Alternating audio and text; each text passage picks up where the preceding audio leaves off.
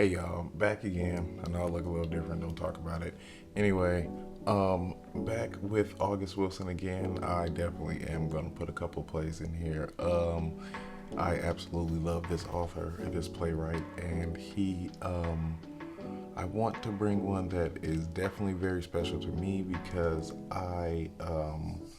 this was one of the first plays I've actually watched when I was first starting to get into acting, and when I seen this performed, I always wanted to be in it. So a year ago, I was basically able to get one of my dream roles in here, and it is called Fences by August Wilson. And there's a better version, probably. It's like a little blurry. This is one of my dream roles. I always wanted to play Corey before.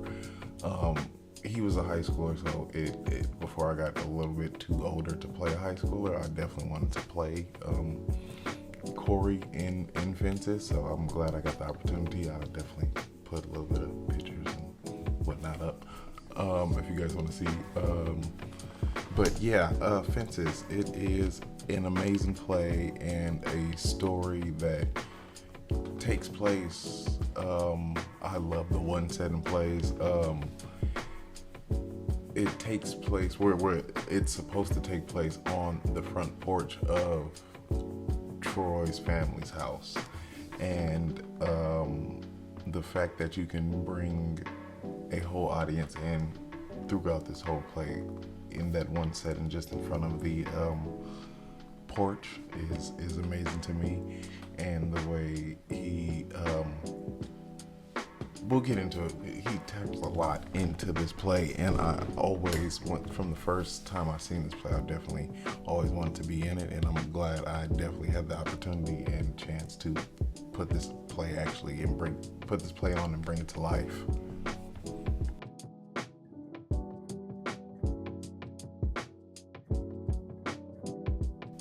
So to start, August Wilson's Fences is a story about dreams deferred, dreams denied, and the fences we build to protect ourselves from disappointment.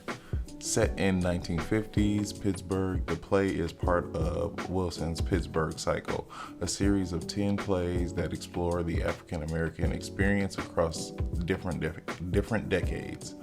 But Fences was more than just a historical snapshot. It's a deeply personal story about family, responsibility, and the lasting scars of racism. And what I do love about this play is, not saying there's not a lot of plays that are, but this play is definitely always 100% black. So anytime the cast is put on, it has to be 100% black. So doing this play was definitely an amazing experience to have an all black cast, and to just work with people that look like us.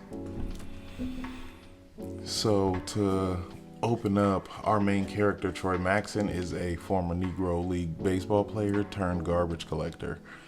He's a man defined by both pride and bitterness. Pride in the life he's built, bitterness over the opportunities he's never had. He was once a great athlete, but racism kept him from the major leagues. Now he struggles to accept a world that is changing without him.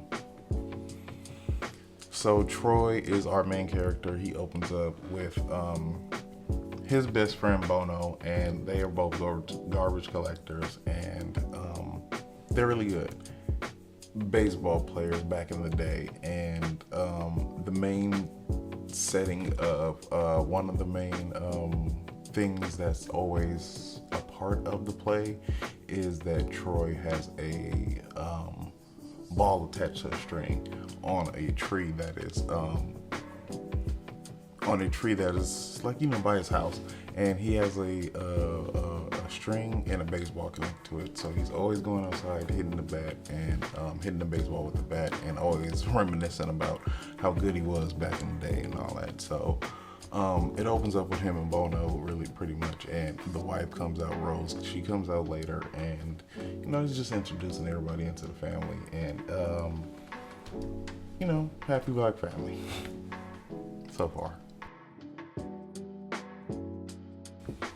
So now to continue, we're going into Corey's getting introduced, and the rest of the family. It's just Rose, Corey, Troy, and Bono pretty much at this point, and they have another son, Lyons, who pops in and out, and it's a different story between each of the different sons and whatnot. So Troy's resentment spills into his relationship. His son Corey dreams of playing college football, but Troy, still haunted by his own past, refuses to let him pursue it. His wife Rose is devoted to their family, but Troy's stubbornness and secrets threaten to destroy the life they've built together. So Troy, spoiler alert, has his secrets, and is I don't want to give too much away without people, he has his problems, and he's kind of projecting on everybody else because of what happened to him, because he can't get what he wanted, and it's pretty much too late, especially like him being a 50-year-old man. Nobody's gonna in the major leagues, nobody's taking a 50-year-old man. Nobody's gonna draft a 50-year-old man in the major league. So I guess he's projecting on his son, because when Troy is when Corey is pretty much telling his dad he's getting recruited, he's pretty much got a chance to go to college and play college football, and go to college and make sure he has a shot to go. And Troy's main thing is, no, you need to work a job. You need to make sure you make sure yourself is taken care of with the job before you think about doing any sports, because none of the racist people are going to let you do what you think you're going to do. And he's trying to instill that into his son, but his son Corey is just looking at it as an opportunity to go to college. So when I did it, I tried to play it as like, so what if I don't make it to the major leagues? At least I can go to college and learn something in college and do something in college. Like I don't have to stick to football, but at least if this is gonna get me into college, I might have to just play it, So I guess he couldn't understand that, and it was a crazy journey throughout the story. So if you don't want to watch the rest of the video, there are spoilers ahead. It's gonna get real juicy, because this story is all, oh man, it's all over. And there is an adaptation with Denzel Washington and Viola Davis up on Netflix if you want to watch it. It's called Fences, the same as the play. And there is a movie version of it out there if you guys do want to watch it. It is called Fences by August Wilson if you do want to read it.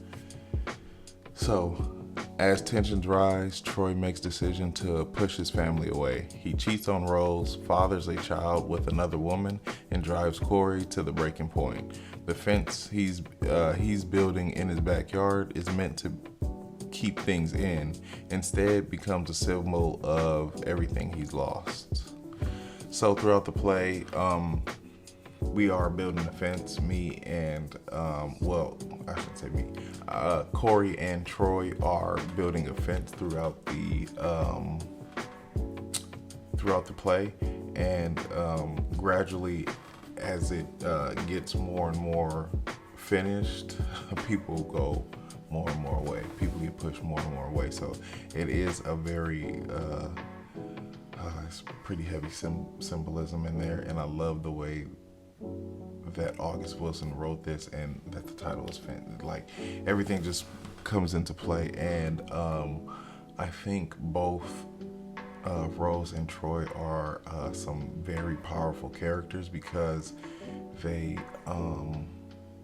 so different but the same in so many ways, and depending on who you have to play these characters and their chemistry makes for an amazing show. And I definitely, if anybody's putting it on, I recommend to go see it. It is definitely one of my favorite plays and one of the first plays that got me sucked into the acting world. So, continuing on, Rose, in one of the play's most powerful moments, tells Troy, "I took all my feelings, my wants and needs, my dreams, and I buried them inside of you." It's a heartbreaking truth, one of the highlights that the sacrifices Black women have made in holding families together, even when the men they love let them down. And this is what I do love about this play too, is because